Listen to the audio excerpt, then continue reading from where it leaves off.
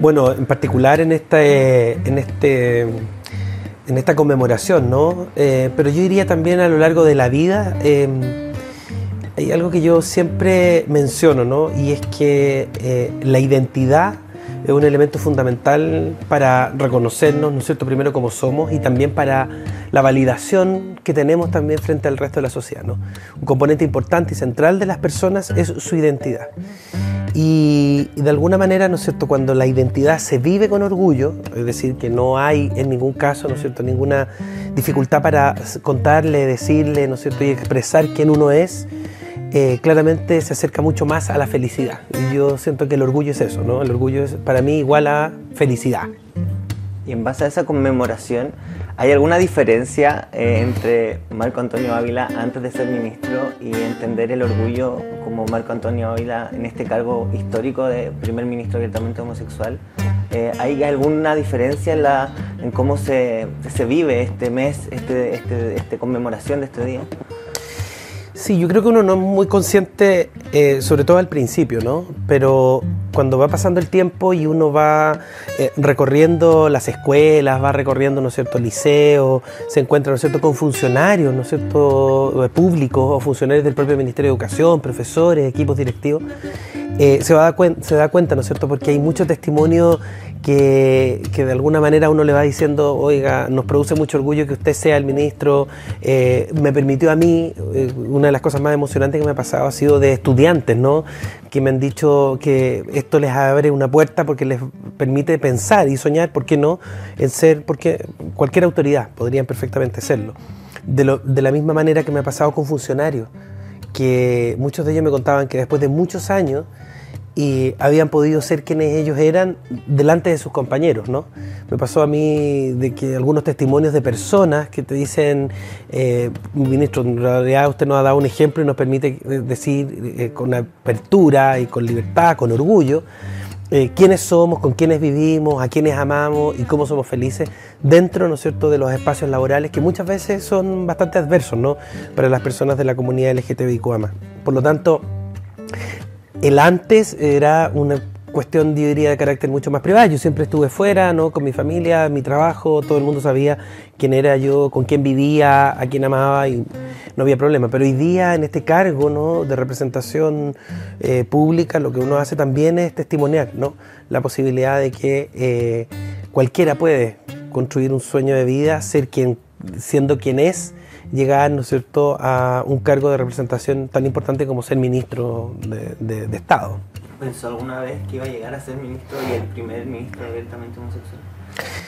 Yo, mira, hay una anécdota que yo siempre cuento, ¿no? Los profesores en general siempre decimos esto, ¿no? Cuando sea ministro, ¿no?, cuando está en el fragor del día a día en la sala de clase, enfrentando distintas problemáticas o más bien ejecutando muchas veces políticas públicas, uno dice, el día que yo sea ministro o cuando sea, ¿no es cierto?, la autoridad máxima, no sé qué, voy a tomar tal decisión por tal o cual motivo.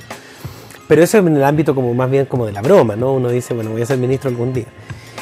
No, jamás pensé que podía ser ministro para nada. Hice mi carrera está ligada a los centros educativos. Yo he sido profesor jefe de UTP, director de establecimiento. Luego me fui y trabajé, ¿no es cierto?, en una fundación que se dedicaba al apoyo al sistema educativo. Después trabajé como funcionario del Ministerio de Educación a cargo de un nivel en el gobierno de la presidenta Bachelet II. Y he estado toda mi vida ligado a la educación y a la política pública. Esos son mis ámbitos, ¿no? Pero claramente hoy día yo soy miembro de un partido de izquierda, de Revolución Democrática, un partido, ¿no es cierto?, que está a la base del apoyo al presidente Boric, y me tocó liderar la construcción del programa de educación de campaña y luego, ¿no es cierto?, la invitación del presidente a liderar la cartera. ¿Cómo se toma esa invitación sabiendo la carga histórica que iba a representar su llegada al gobierno? Yo diría que más bien son los desafíos que uno tiene en torno a las áreas específicas, ¿no?, de la cartera, que son, en el fondo, cómo lograr, por ejemplo, en este caso para nosotros lo fundamental era la reactivación educativa, cómo volvíamos a poner en marcha el sistema después de la pandemia, cómo lográbamos, ¿no es cierto?, mejorar condiciones de infraestructura, cómo mejorábamos la subvención escolar, cómo mejoramos tantas cosas. Pero también en el entendido, ¿no es cierto?, que muchos de estos elementos están cruzados por el desarrollo socioemocional de muchos niños, niñas y jóvenes. Y sin duda alguna, ¿no es cierto?, que mi propia experiencia de vida me permite pensar, ¿no es cierto?, en esos miles de niños, ¿no?, jóvenes, que lamentablemente a veces han sufrido, ¿no es cierto?, violencia dentro de sus establecimientos, acoso, discriminación. Y es por eso que parte, ¿no es cierto?, de nuestro trabajo ha sido potenciar políticas educativas que venían, ¿no es cierto?, ya desarrollándose, enmarcadas hoy día también en lo testimonial de alguna manera, ¿no?, en quién uno es y cómo uno puede apoyar. Fíjate que una de las cosas que a mí más me resultan dolorosas siempre es cuando me entero de jóvenes, ¿no es cierto?, que han intentado suicidarse, ¿no?, porque muchas veces no encuentran comprensión respecto de quiénes son como miembros de la comunidad LGTBIQ+, o a veces en sus propias casas, en su círculo de amigos o en los propios establecimientos, ¿no? Eso es tremendamente doloroso, al menos para mí. Yo lo asumo no solo como educador, que es como la primera preocupación que yo podría tener, porque soy formador de jóvenes, yo soy profesor de educación media, sino también como siendo parte de esto, ¿no?, recogiendo un poquito de mi propia historia, ¿no? Si bien yo nunca sufrí situaciones de discriminación o violencia, siempre recibí mucho cariño de parte de mi familia, me puedo imaginar lo que significa no tener ese apoyo y ese respeto y ese cariño, ¿no?, en torno a quien uno es. Yendo un poco hacia el pasado, ¿cómo fue su infancia? San Miguel lo marcó una comuna importante para la historia de Chile, bandas han salido de ahí. Sí, por supuesto. ¿Cómo definiría su infancia? Yo viví una infancia bastante protegida, ¿no? Yo diría que como fui muy regalón en general, ¿no?, particularmente una de mis abuelas de mis abuelos en realidad, mis dos abuelos maternos que ayudaron a mi mamá a criarme. Mis padres se separaron y si bien mi padre estuvo toda la vida presente hasta el día de hoy, un hombre muy cariñoso también, profesor, quien de alguna manera me va dejando esta herencia respecto a la educación, y a quien yo veía frecuentemente casi todos los fines de semana, porque ese era el régimen de visita que tenían con mis padres acordados. Gran parte de mi mamá trabajaba, gran parte del año yo lo pasaba con mis abuelos, ¿no? Entonces fui muy sobreprotegido, muy cuidado, ¿no? Y con espacio, yo diría, de mucha interacción con familia, ¿no? Estas cosas como de encontrarse. Yo visitaba mucho unos tíos, a mis otros abuelos también, mi abuela más bien, mi otro abuelo había fallecido. Y por lo tanto tengo como mucha experiencia de infancia como de ese tipo, como de estar mucho con familia, con primos, ¿no? Ese es como mi principal experiencia. Luego cuando fui creciendo ya uno va siendo más amigo en el barrio. Mi vida está cruzada por San Miguel completamente, ¿no? Yo fui a estudiar al Liceo 6, ahí mismo estudió mi padre y también estudiaron los prisioneros. Y por lo tanto está marcado, o sea, desde que yo llegué al liceo, uno llega y lo primero que uno sabe es que ahí en esa sala y con los mismos profesores, a mí me tocaron, estudiaron, ¿no es cierto?, los prisioneros. Está cruzado un poquito como por esta historia, como yo no diría de marginalidad, pero sí de cultura o de contracultura un poco contestataria respecto, ¿no es cierto?, de lo que era la experiencia de la dictadura, ¿no? La vida de San Miguel es bien particular, mucha gente no se va, ¿no? Se queda viviendo ahí. Yo tengo toda mi familia en San Miguel hasta el día de hoy. Está mi padre, están, ¿no es cierto?, mis hermanos, están mis tíos, mis primos. Nadie se ha ido, ¿no es cierto?, de la comuna. Es como vivir yo diría como en una pequeña ciudad, ¿no? Como que la gente se mueve poco, va a los mismos colegios, hace la vida, ¿no es cierto?, en los mismos lugares, está en los mismos lugares de diversión. Así que mi infancia y mi juventud está absolutamente marcada por la experiencia de esa comuna. Ya más grande, cuando se empieza a plantear esta identidad, esta búsqueda de identidad sexual que todos los integrantes de la comunidad y toda la gente pasa en la adolescencia más grande, en este contexto, en este liceo bastante particular, como hablaba usted, contestatario, ¿cómo fue ese proceso personal de identificar o de decir como esto es lo que soy, esto es mi persona? Sí, había una cultura. Yo estudié entre el 91 y el 94, ¿no? Esos son los 4 años que yo hago en la educación media.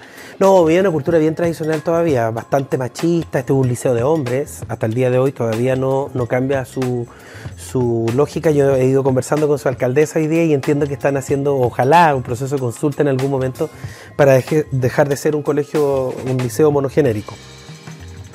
De hecho se llama así, Liceo de Hombres número 6 Andrés Bello, ¿no? Y estaba muy marcado esto, muy marcado. Yo diría que no tengo la experiencia de haber sufrido derechamente bullying ni discriminación, pero yo sí tengo súper claro de que la mayoría de mis compañeros advertía que yo probablemente era homosexual. No tengo, yo no jugaba a la pelota, pero tenía buena relación con muchos de ellos y tenía mi grupo de amigos también. Ninguno de ellos entiendo homosexual, para nada, ¿no? Y con los que compartíamos frecuentemente fiestas, actividades, ¿no? Así que tuve una experiencia escolar, yo diría que significativa en términos de sentirse acogido también.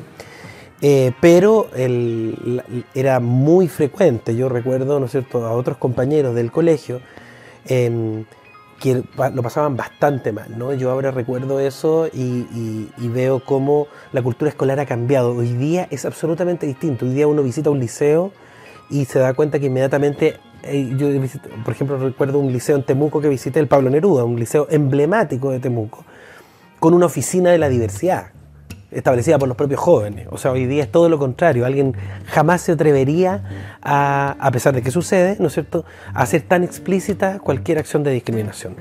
Eso ha sido una evolución y un cambio que se ha dado gracias a la cultura y yo creo que también gracias a los profesores y profesoras que muchas veces sin ninguna orientación tan clara desde el Estado, salvo, ¿no es cierto?, las distintas circulares o herramientas que hemos entregado, ¿no?, ha ido avanzando en esta comprensión de una expresión de la diversidad que no era tan común, ¿no? La educación en general, por su historia, ¿no?, desde siempre tiene una tendencia natural a ser más bien homogeneizante, como una especie de cultura homogeneizante, ojalá todos parecidos. La expresión máxima de esto es el uniforme, que viene de uniformidad, es decir, todos de la misma forma, un mismo color, una misma chaqueta, ¿no?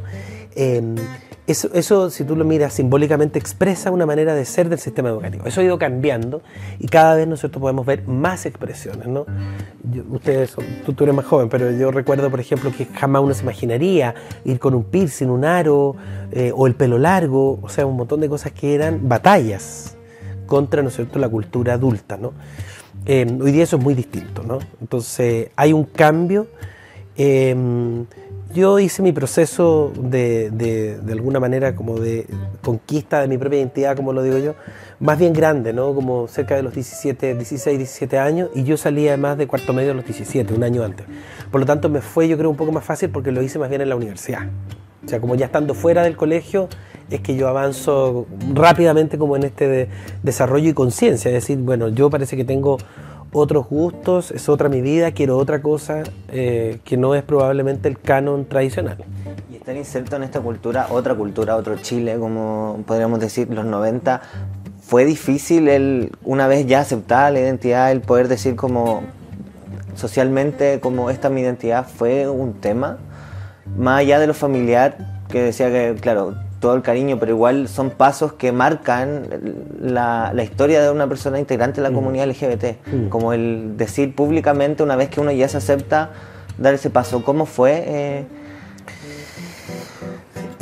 Como te contaba, yo hice esto en la universidad ya, entonces era la universidad es distinta, es un poquito más abierta y un poquito más de soltura. Yo diría que uno mismo también se siente ya más cerca de la adultez y por lo tanto va conquistando más autonomía y más capacidad de decisión, ¿no?, respecto de quién uno es. Y yo diría que los 90, o la segunda parte de los 90, ¿no?, porque la primera fue el colegio y la segunda parte de los 90 fue mi época universitaria.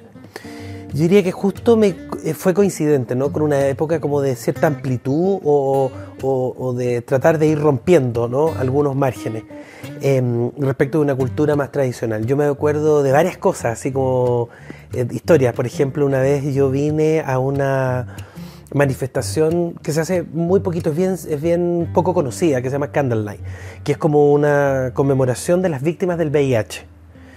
Y en ese minuto, ¿no?, la asociación era muy directa, VIH, mundo homosexual, y por lo tanto yo recuerdo haber estado en una de esas manifestaciones. Es como una ceremonia un poco religiosa, porque yo me acuerdo que terminaba en la iglesia de San Francisco y se marchaba de alguna manera desde la Plaza de Armas por estado y terminaba esta celebración como con una especie de ceremonia religiosa. Y yo me acuerdo que era muy poca gente en la que había. O las primeras marchas del orgullo. Yo me acuerdo haber ido a algunas de ellas y yo me acuerdo que era muy poca gente. Muy poca gente, menos de 50 personas. Las personas más conocidas, ¿no? Rolando, que uno veía, ¿no es cierto?, en las marchas más simbólicamente. Pero había ya una especie de rompimiento. Yo estudié pedagogía en castellano, entonces tengo una vinculación también muy directa con la literatura. Eso también a mí me permitió como ir ampliando, ¿no? Cuando tú vas abriendo tu cabeza, ¿no? Porque eso es la universidad, la universalidad, ¿no es cierto? Conoces el universo y te empiezas a sumergir en la literatura, en las lecturas, en el cine. Empiezas a darte cuenta que hay gente que ha vivido antes que tú, que también ha sido homosexual, ¿no? O que ha vivido, ¿no es cierto?, esta ¿no es cierto?, identidad, y que es profundamente creativa y que ha dejado testimonio, ¿no?, en el cine, en la literatura. Bueno, y fue muy coincidente también, este otro hecho bien importante, el año 97, que para mí es un año que marca de alguna manera mi claridad absoluta como para contarle un poco a mi familia, a mis amigos, al mundo, quién yo era y cómo quería vivir mi vida. Es el año de la publicación de Loco Afán, de Pedro Lemebel. Y eso también marca porque Pedro Lemebel empieza a estar en todas partes del círculo más cultural, ¿no? En las actividades, ¿no es cierto?, más bien vinculadas también a los movimientos de izquierda. Te lo empiezas a tomar en todas partes y empiezas a decir, mira, parece que esta identidad es una identidad que perfectamente también puede pararse de tú a tú en cualquier parte y tienes tanto derecho, ¿no es cierto?, como cualquier otro a ser quien tú eres públicamente. Y eso para mí tiene un fuerte simbolismo respecto de cómo sale uno como hacia adelante. ¿Qué cree que diría Lemebel tan crítico que fue él del Chile de hoy? Qué difícil. No, probablemente no se estaría criticando, ¿no?, hoy día, pensando, ¿no es cierto?, en su visión a veces súper dura. Pero creo también que estaría muy contento de tener primero un presidente joven. Yo creo que estaría muy contento también porque siendo cercano al Partido Comunista, que el partido esté hoy día siendo parte del gobierno. Y yo conocí a Lemebel, logré conocerlo, no fuimos amigos ni mucho menos, pero tuvimos una relación y por lo tanto probablemente estaría muy contento que yo estuviera hoy día en el Ministerio de Educación. ¿Cómo llega la docencia a su vida, ministro? Bueno, yo les contaba, mi padre es profesor y por lo tanto yo pasé casi toda mi vida, hasta el día de hoy, ¿no?, cruzado por las escuelas. Yo iba al colegio como alumno, pero también me sucede que cuando mi papá me recogía, yo les contaba, mis padres son separados, mi padre me recogía todos los fines de semana, a veces me iba a buscar muy temprano los viernes, después del colegio, ¿no?, y a mí me tocaba acompañarlo como al resto de su día en las tareas escolares y en las actividades que tenía en la escuela y después, ¿no es cierto? Entonces mi vida está cruzada como por el colegio, como por los patios, el colegio, los niños, la campana, por decirlo así, como la cultura escolar. No tengo conciencia, fíjate, de haber querido ser otra cosa que no sea profesor. Nunca quise ser ninguna otra cosa, nunca. Yo tengo recuerdos así de muy niño, de que cuando yo pensaba en mí de adulto era siendo profesor. Y profesor como de sala, haciendo clases, como que eso siempre me gustó. Nunca quise ser médico, ni abogado, ni ninguna otra cosa. Yo siempre, nada, ni bombero, ni nada. Siempre quise ser profesor, siempre quise ser, ¿no es cierto?, docente, dedicarme, ¿no es cierto?, a las tareas de clase. Y entonces cuando fui a la universidad me dediqué como a profundizar en esto mismo y luego mi carrera profesional ligada, ¿no es cierto?, a la docencia. Una carrera ligada a la docencia, clases duras, pero ¿cómo entra la política a la vida de este profesor Marco Antonio Ávila? Cuando estuve en la universidad fui un año parte de un centro de estudiantes de la carrera, siempre estuve vinculado como al mundo más político. Mi padre es militante de un partido histórico, por lo tanto la política también ha estado siempre muy cercana a mi vida y al análisis político y a la discusión política y a la conversación. Siempre me vinculé a algunos movimientos estando en la universidad y ya después de grande, diría yo, ¿no?, como una vez que me recibí y fui profesor, siempre estuve, ¿no es cierto?, en ciertas acciones más de activismo, ¿no? Hasta que, y siempre voté por candidatos, ¿no es cierto?, de la izquierda, como que buscaba un poquito los candidatos más alternativos, que representaran un poquito mi visión. Y cuando surge, ¿no es cierto?, Revolución Democrática, como movimiento primero, resulta ser un espacio muy interesante para mí porque responde un poco a lo que yo buscaba, ¿no? Y entonces llego a Revolución Democrática como militante de base a la Comisión de Educación en el año 2015. Tenía un par de años, ¿no es cierto?, como movimiento antes de constituirse en partido, y es el espacio en donde yo me formé políticamente en los últimos años, ¿no? Y he estado trabajando siempre desde ahí. Ser parte de la comunidad nunca fue un desafío. Entrar dentro, o sea, al ingresar al mundo de la política ya más establecida, un militante, nunca fue una traba, nunca sintió algún tipo de problema por ser abiertamente homosexual en una instancia o en un mundo como la política, que suele ser tan dura, tan ruda con lo que se sale de la norma, digamos. A ver, yo diría que todos los partidos en general, ¿no es cierto?, los de izquierda, los de derecha, probablemente tienen, los más antiguos, diría, ¿no?, tuvieron que hacer un camino y un recorrido, ¿no es cierto?, para, decirlo, deconstruirse, ¿no?, como se dice hoy día, ¿no? Lo mismo pasa con el feminismo, lo mismo pasa con muchas, porque se entiende hoy día distinto el mundo, ¿no? Yo diría que los partidos más nuevos, ¿no?, en particular yo diría los del Frente Amplio en general, que son los que más conozco, y en particular mi partido, Revolución Democrática, creo que surge al alero de la movilización estudiantil liderado por personas jóvenes, ¿no?, que ya tenían probablemente incorporado muchas de estas nociones, ¿no? Ahora, ojo con eso, no significa que uno nunca tenga que estar atento respecto, ¿no es cierto?, de prácticas, ¿no es cierto?, que son llamadas, ¿no es cierto?, los machismos o las homofobias, o sea, eso yo creo que es como consustancial al ser humano. Entonces siempre hay que tener cuidado, siempre hay que tener muy disponible, ¿no es cierto?, la atención respecto de que no vaya a ocurrir un tipo de estas cosas. Yo no las he sufrido nunca, no podría decir nada de eso, ni de este partido ni de ninguno con los que me ha tocado hoy día trabajar, que son los del socialismo democrático y los de Apruebo Dignidad. Todos ellos han hecho su camino muy importante, todos hoy día tienen la mayoría frentes de diversidad, todos tienen comisión de diversidad, han hecho grandes aportes, ¿no es cierto?, en la defensa de leyes que han impulsado la no discriminación, fundamentalmente. Distinto es con algunos partidos de la derecha, ¿no?, donde yo creo que hay claramente expresiones que son obviamente mucho más complejas, ¿no? Hay partidos, ¿no es cierto?, que no, públicamente nunca han reconocido el valor que tiene la diversidad, o son muy opositores, ¿no es cierto?, a esta valoración. La entienden, ¿no es cierto?, como una especie de cultura casi particular, como un tema de nicho, y no como un tema de derechos humanos, ¿no? Cuando hablamos de diversidad, hablamos fundamentalmente de derechos humanos. O sea, estamos, ¿no?, los homosexuales o la comunidad LGTBIQ+, estamos, no es que nos inventen o que podamos estar para algunas cosas o que no podamos ser parte, ¿no es cierto?, del escenario global. Somos parte de la sociedad, fundamentales para todo, ¿no? Entonces yo creo que hay que tener mucho ojo siempre con esos discursos que siempre parten, a veces, en un ejercicio de discriminación, pero uno nunca sabe cuándo ese discurso, ¿no es cierto?, comienza a incubar finalmente algo que se transforma en un discurso de odio y termina en un crimen de odio. La experiencia de Daniel Zamudio es la más clara respecto de eso en nuestro país, ¿no es cierto? Algo que parte como una especie de discriminación, que es cultural, que se aprende en la casa, que se refuerza, ¿no es cierto?, por un líder de opinión que lo va reforzando y termina siendo, ¿no es cierto?, puede derechamente ser un crimen de odio. A mí me pasa, por ejemplo, cuando yo hago cualquier actividad, hay personas que yo identifico en las redes sociales que me escriben unas cosas espantosas y que me dicen, mire, usted es tal o cual cosa, ¿no es cierto?, un pervertido, no sé qué, y eso es claramente un discurso de odio, que cuando es reiterado o cuando no está debidamente controlado puede transformarse también en un crimen de odio. ¿Cómo se enfrentan las críticas que ha levantado un sector político que apuntan que ese tipo de cosas no son prioridad? A ver, yo diría que no afecta en términos personales, porque uno sabe bien quién es y está rodeado, ¿no es cierto?, de un espacio mucho más acogedor. Yo muchas veces voy en el metro a trabajar o tomo, ¿no es cierto?, no sé, la semana estuve en una gira y me vine en un tren entre Ñuble y el Maule.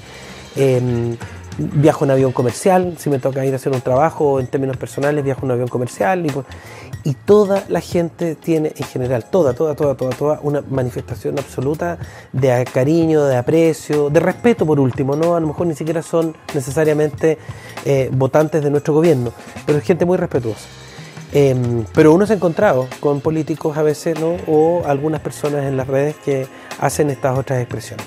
A mí lo que me parece más complejo es cuando, no yo, que yo ya tengo mis años, sino cuando un niño o una niña lee, ¿no es cierto?, un mensaje como este, que está dedicado a mí, ¿no?, y que está en su propio proceso, precisamente de identidad, de construcción de su identidad, ¿cómo le afectará, ¿no?, que alguien diga eso? Yo me imagino que debe ser terrible para un joven o una joven que se está descubriendo a los 14, 15, 16 años, que escuche decir, ¿no es cierto?, que la comunidad LGTBIQ+ es igual a perversión.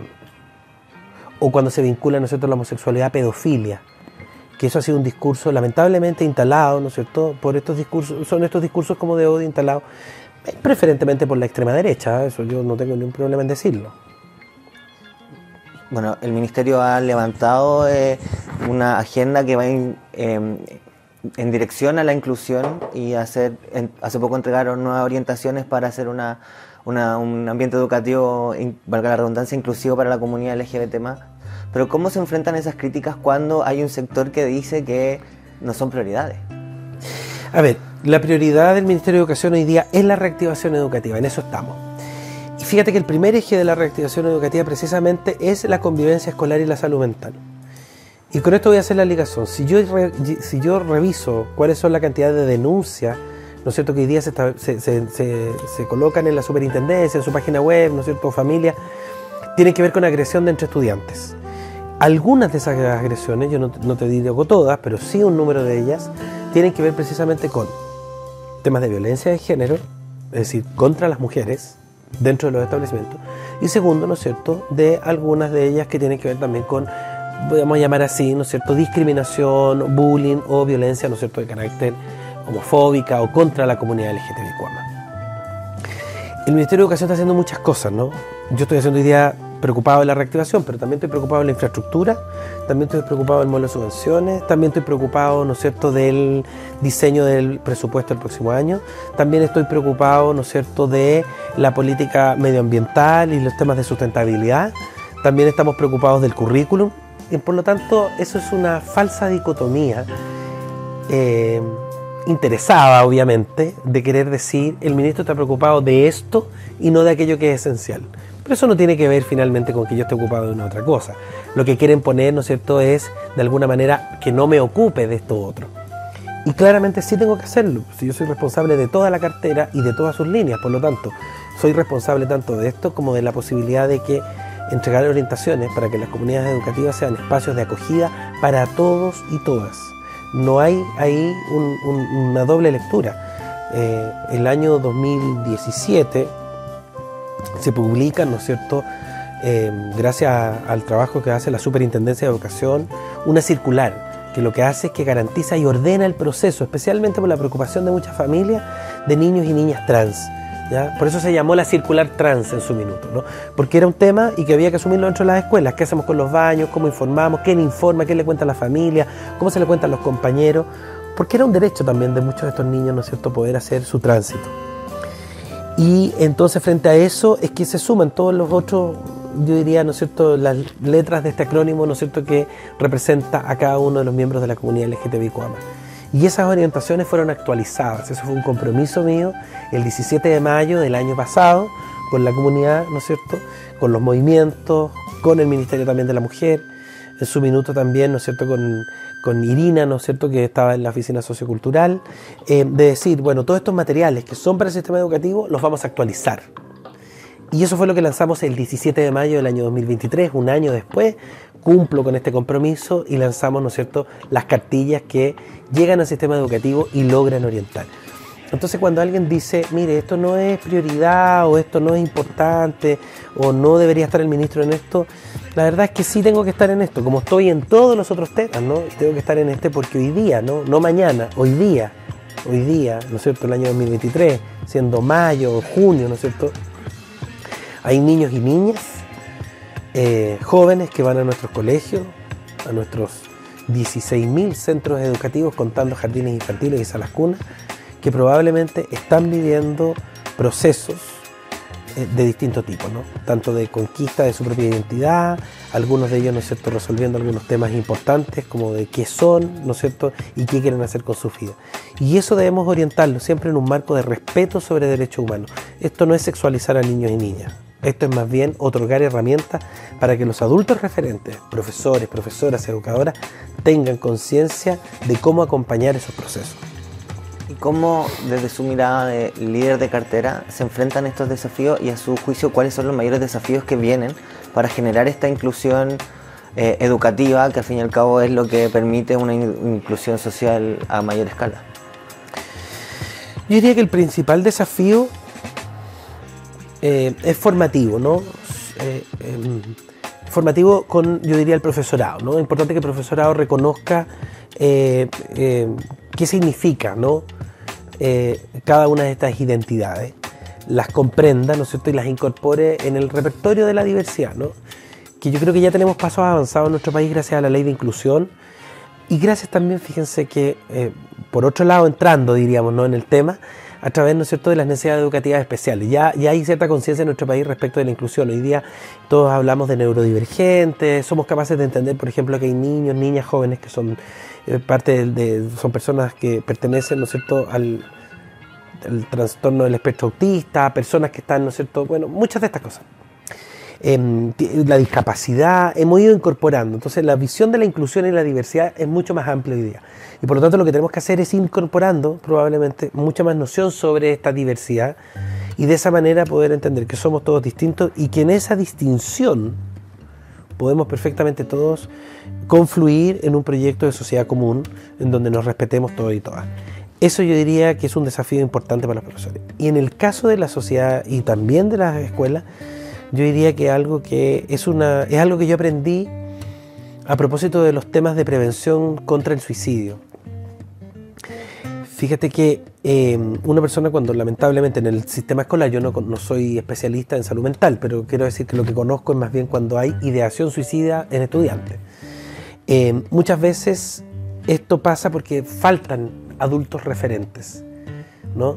Y esos adultos referentes que de alguna manera también pueden ser testigos a veces, ¿no es cierto?, en las situaciones de violencia o de bullying entre la víctima y el victimario. Entonces yo creo que lo que tenemos que hacer todos en la sociedad en su conjunto es no tomar palco frente a las situaciones, sino más bien ser un activista del respeto, un activista de los derechos humanos. Entonces cuando yo veo que está ejerciéndose violencia de uno contra otro, de una contra otra, como sea, yo tengo que ser capaz de poder intervenir en esa violencia.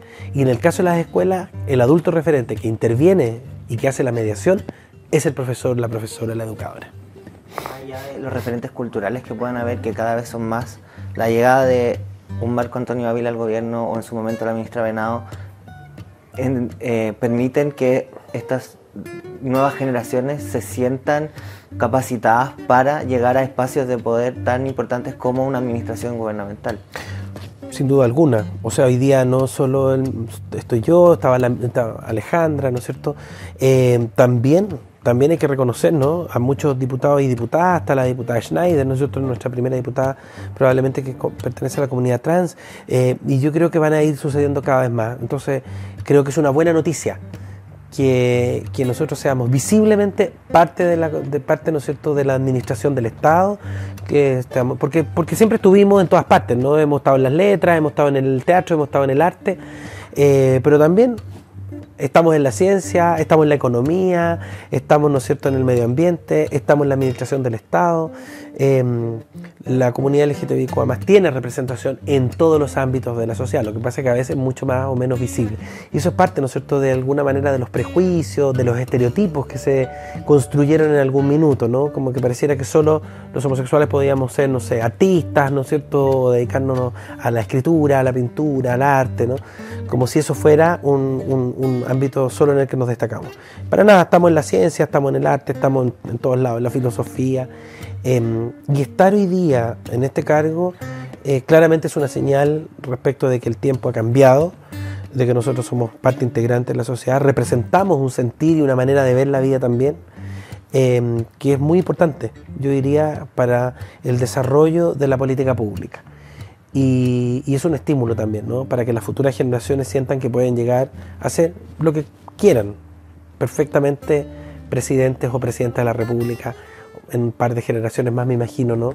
Y liderando, ¿no es cierto?, este país, siendo una familia o una persona, ¿no es cierto?, de esta comunidad. En esa línea, un referente, ¿quién fue su referente?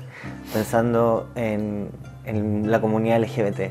¿Algún referente que lo haya marcado en camino, más allá de lo político, música, alguien que fuera como esa imagen que permitió como exteriorizar su personalidad como en alguien? Pucha, no sé si uno solo. Yo tengo varios referentes en términos de lo que significa como yo diría, la lucha. Siempre me han parecido muy atractiva la imagen de los activistas, ¿no? Y ahí yo podría mencionar varios, ¿no?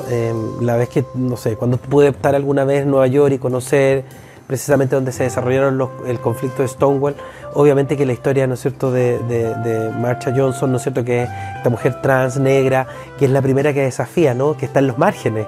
O sea, no solo era una mujer transexual, no era el típico gay blanco, ¿no es cierto?, privilegiado, sino que una mujer negra trans,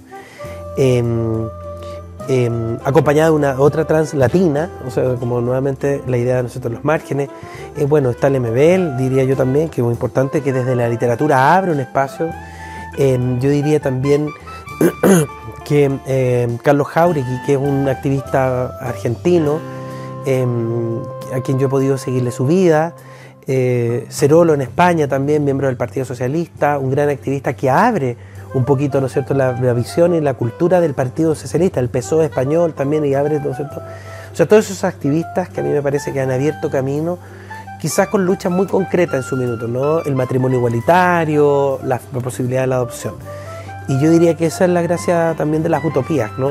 Que para nuestra comunidad siguen existiendo y van a seguir existiendo muchas más barreras que sortear, muchos más roles que queremos cumplir y queremos estar en todas partes. Pero por lo pronto, y desde lo que a mí me corresponde, mi principal tarea y mensaje hoy día es que para que eso pase cuando esos niños, niñas y jóvenes sean adultos, es que hoy día no se limiten sus posibilidades siendo estudiantes. Y para eso necesitamos construir comunidades que sean dialogantes, que sean respetuosas, que sean bien tratantes y que sean verdaderos espacios de acogida donde la diversidad fluya absolutamente de manera plena. Este libro, bueno, tengo varios, ¿no? Este es como la historia de la Gabriela en el... como son imágenes como de su vida, pero un archivo que hizo la Universidad de Chile, ¿no? Está súper bonito, ¿no? Cuando son puras fotografías, libros, ¿no es cierto?, imágenes de cuando muere Gabriela Mistral. Entonces, primero, la cosa de ser maestra, ¿no? La ruralidad. Yo siempre he vivido toda mi vida en Santiago, pero me llama mucho la atención esta imagen del profesor rural, que en el fondo se sacrifica, va, ¿no es cierto?, lejos, y a veces está como una especie de apostolado durante 2 años. Es una imagen muy romántica, que me la han criticado a veces, ¿no?, por la romantización un poco como de la precariedad con la que viven los profesores. Yo no lo creo para nada, yo creo que es parte de nuestra historia, no creo que tenga que mantenerse de esa manera. Luego, yo diría que está esta cosa como de trotamundo, ¿no? Esta cosa como de que Gabriela sale muy joven y tiene cierta como complejidad con los chilenos y las chilenas. Ella siempre tenía una crítica, ¿no?, como hacia Chile, un poco como era su gente. Entonces también es una crítica social, ¿no? Quiere decir, ¿no es cierto?, el indigenismo. Ella es una mujer que defiende, ¿no es cierto?, el mundo indígena, a la mujer, su feminismo, ¿no?, a la clase obrera. Tiene muchos escritos sobre eso. Y yo diría que ya en el último caso, que obviamente me parece a mí muy simbólico, la identificación también con su propia homosexualidad, ¿no?, que termina siendo también un elemento bien esencial para comprender su poesía, que yo creo que eso es bien significativo. Según la definición que está en el Ministerio de Educación, que en su playlist no puede faltar Aretha Franklin, de Aretha Franklin de Santa Feria, y comentando con las capsulitas que hicieron desde el Ministerio de la Secretaría General de Gobierno, dijo que es fanático de la cumbia. ¿Qué significa la música para usted? ¿Cuál es su canción favorita? ¿Alguna canción que lo haya marcado en su vida? A ver, yo soy bien amplio en mi registro musical. Mi cantante favorita es, ¿no es cierto?, Aretha Franklin. Me encanta el soul, me encanta, ¿no es cierto?, el blues. Me encanta esa música, la música negra, ¿no? Otis Redding, me encanta también Aretha Franklin.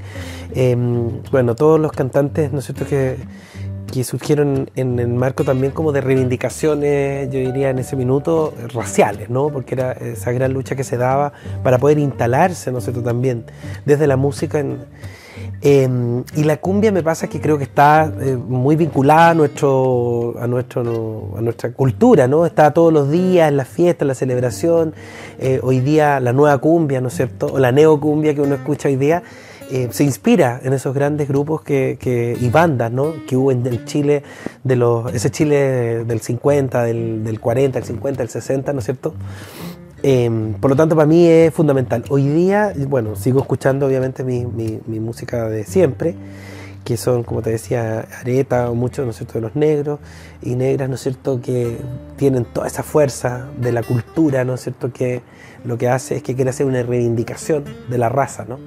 Con orgullo también, obviamente, por eso, ¿no es cierto?, la música.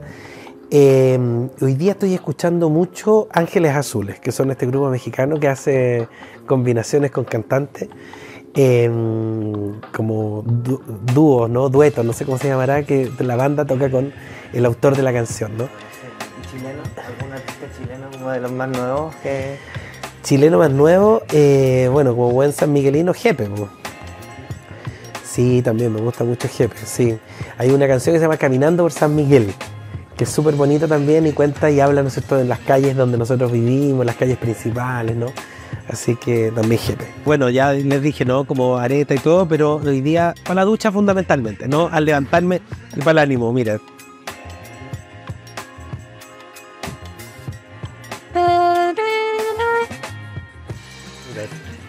Esta es una canción de Natalia Lafourcade con Los Ángeles Azules. Me gusta ahí el medio tropical. Súper tropical. Esta es una canción Clásico de las fiestas chilenas, igual, la cumbia. Absolutamente, sí, pero esto está muy de moda, no. Pero se escucha mucho Los Ángeles Azules, son buenos. Mucho para cerrar. ¿Qué le dice a Chile en este Orgullo 2023? Bueno, en primer lugar, que resulta fundamental que nuestra sociedad vaya avanzando en mayores espacios en donde todas y todos nos podamos sentir acogidos. Un país efectivamente se puede constituir en tal, ¿no?, cuando acoge a todos sus hijos e hijas y es una verdadera comunidad. Y para eso yo creo que tenemos que hacer esfuerzos todos, en un marco democrático y de diálogo, hacer respetar, ¿no es cierto?, esa esencia que cada uno de nosotros tiene, ¿no? Solo de esa manera vamos a poder avanzar. Ojalá lograr entender a quienes son mucho más reacios, ¿no?, a esta conversación, a esta discusión, que estas no son políticas de nicho ni que son invitaciones a una sexualización, sino más bien a entender que en el actual mundo, ¿no?, desde siempre, pero hoy día con mayor visibilidad, todos y todas, ¿no?, con nuestras propias identidades, nuestras propias historias, nuestros valores territoriales incluso, ¿no?, somos parte de esta gran patria y por lo tanto necesitamos construirla entre todos.